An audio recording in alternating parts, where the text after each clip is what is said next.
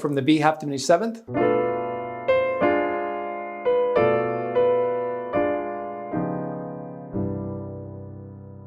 So this is probably the nicest progression we have so far. So let's walk it through.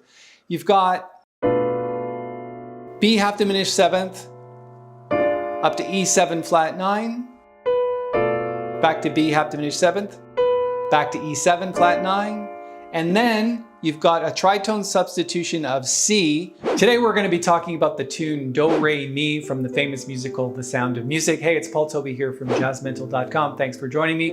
We're going to reharmonize this tune because it's been requested by one of our subscribers here on YouTube to not only do a reharmonization, but write the entire thing out. So that's what I've done. I've written out the entire arrangement. I will put a link to the sheet music a bit later, but I think it's better to understand what's in the sheet music. We are going to talk about it from a complete reharmonization standpoint, looking at destination chords and working our way back from those chords using cycle of fifths. So the great thing about the song Do Re Mi is that it uses the diatonic cycle of fifths. Talked about cycle of fifths in other videos. If you haven't checked them out, please go and do that.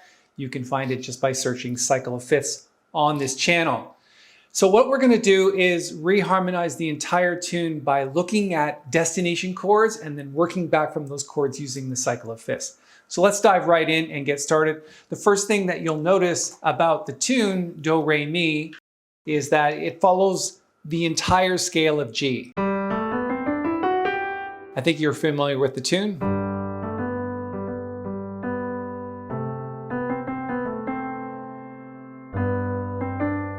So if you take a look at the sheet music, you want to think about your phrasing and your destination chords in terms of that phrasing. So the first destination chord will be A minor, because if you follow the melody, that's how the melody works. It's like this.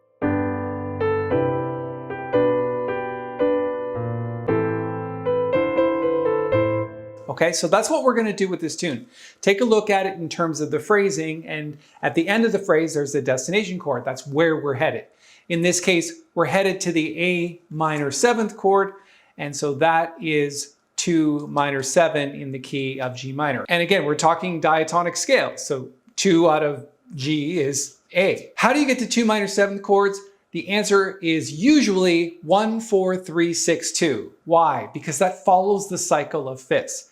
So if you go up 5 notes from A minor, you get to E7. So 5 up from A is E7. 5 up from E is B half diminished seventh. And then you could do 5 up from there, but it doesn't really make sense to go to F sharp.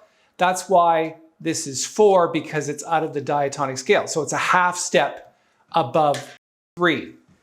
So I've done the chords for you. The first chord is this, and then a C major 9 chord, which is nice, and then 2 minor 7, flat 5.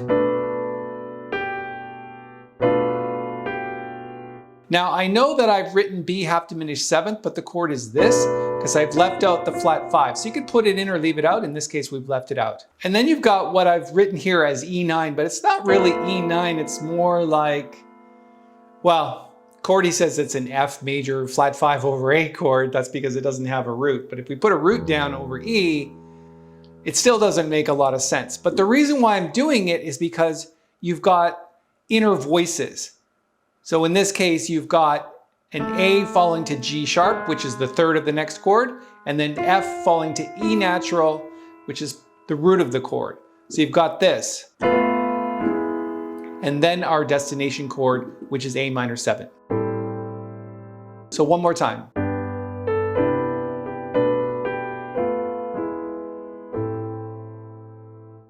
So the next destination chord will be this chord down here. I believe it's a B half diminished seventh chord.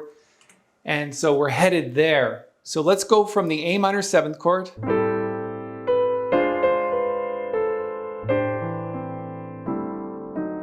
There's some other inner voices going on there. So we've got A minor 7, pretty simple chord. And then 5 of A, back to A. And then A goes to D because it's 5 above D. So you've got cycle of fifths going on here. And then inner voices. So the 9th to the flat 9, and then in the left hand, you've got 4 to 3. to B half diminished seventh. So it's this.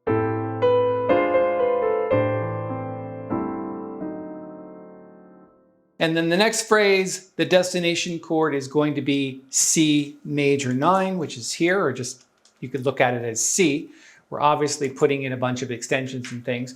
In a few minutes, I'm going to actually put a link to the sheet music so you can download it and play it. But it's always good to know how it's constructed, how we did this reharmonization. So from the B half diminished seventh.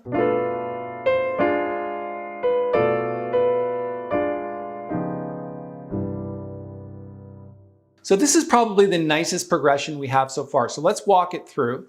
You've got B half diminished seventh, up to E7 flat 9, back to B half diminished seventh, back to E7 flat 9, and then you've got a tritone substitution of C, which is the D flat 7 sharp 11 chord.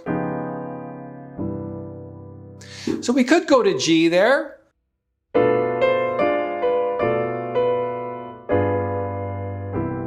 It just doesn't sound as nice as this chord, which is a half step above C.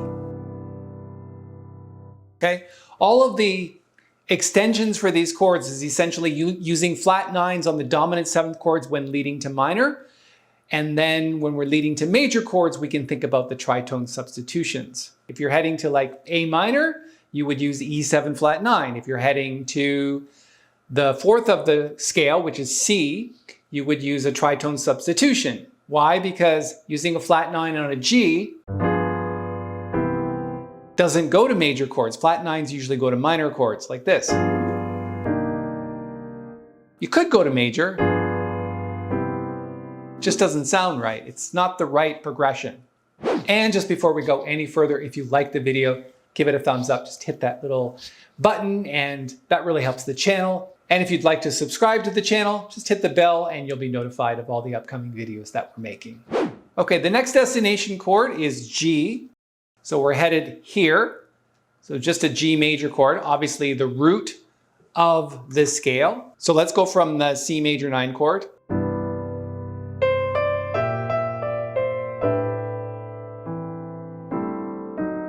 Now we've had these inner voices before where you're going from the E to the E flat and then from the fourth to the third of the chord and then back to 1.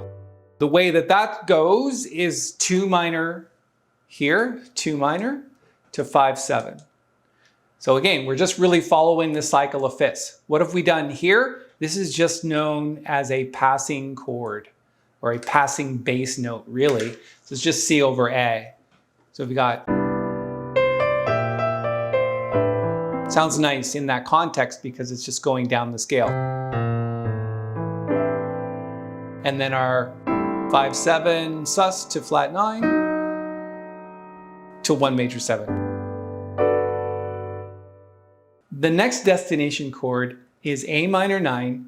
And remember how we get to 2 chords? It's like 2 minor 7. We go 1, 4, this is 1 obviously, 1, 4, 3, 6. So we've changed it up in this case. Instead of going directly to 4 here, we're going to delay it a bit and put 4 here.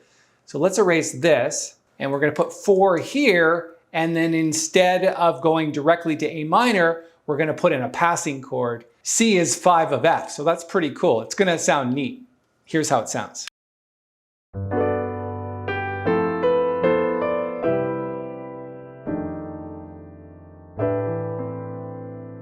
Now we're into a new section where the destination chord is E minor 7th, so all we've done is 2/5 of E minor and 2/5 of E minor. Let's start from the A minor 9 chord. And then some kind of B7 flat 9 chord.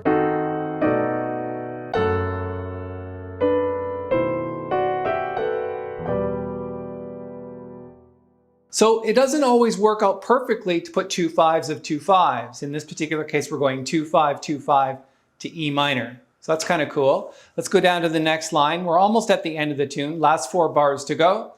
And the first destination chord in the last 2 bars is this G chord right here. So we're going back to 1. So E minor is 6 to 2, which is A7 to 2, which is A minor, and then 5.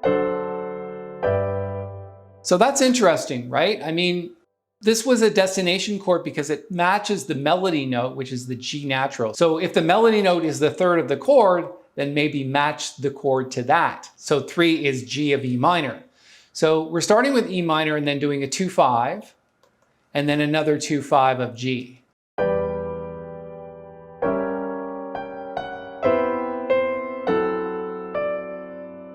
And then all we're doing now is 1, 6, 2, 5. That's called a turnaround. We've talked about turnarounds in other videos. Very important that we use them at the end of the tune. And then we're doing 2 turnarounds. This is also 1, 6, 2, 5, except we're using tritone substitutions. So in this case, we're going to 1 to flat 3, which is the tritone substitution of 6, and then 2, minor 7, and then tritone substitution of 5, which is A flat. So this is flat 2, 7, back to 1. So if you string those two together,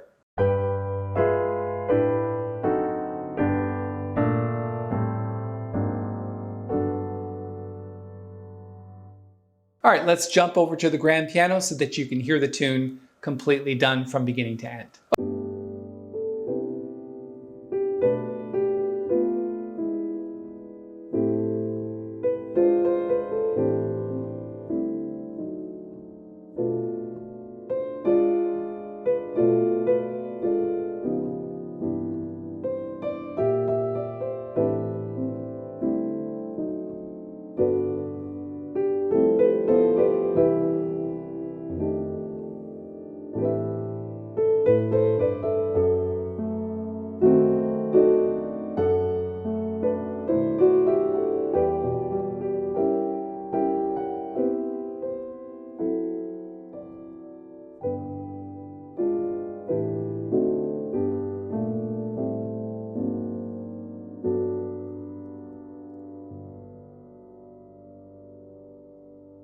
Okay, let me now put a link to the sheet music up here in the corner. You can go and download that and learn it.